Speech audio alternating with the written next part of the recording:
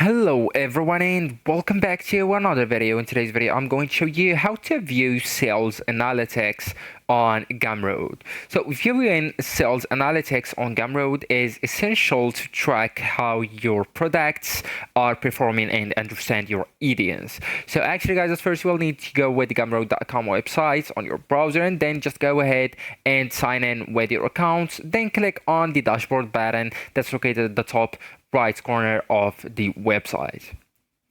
So in your dashboard, you will need to click analytics option, usually or sometimes called stats. Okay, so you will find it, or you will find that option and left-hand menu, as you can see. So once you find it or locate it, just go ahead and click it just like so.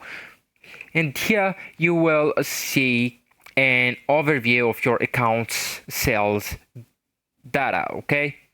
So here on the analytic page, you can view the total sales, so how much revenue you have earned as a selected period and units sold, the number of products sold, the top selling products, the monthly revenue trends, the customer metrics, the traffic sources, the affiliate performances, extra. Okay, so you can also filter your data by selecting products from here, specific one, if you want to see the data of 1 day or daily and monthly. Also you can go and filter it by date.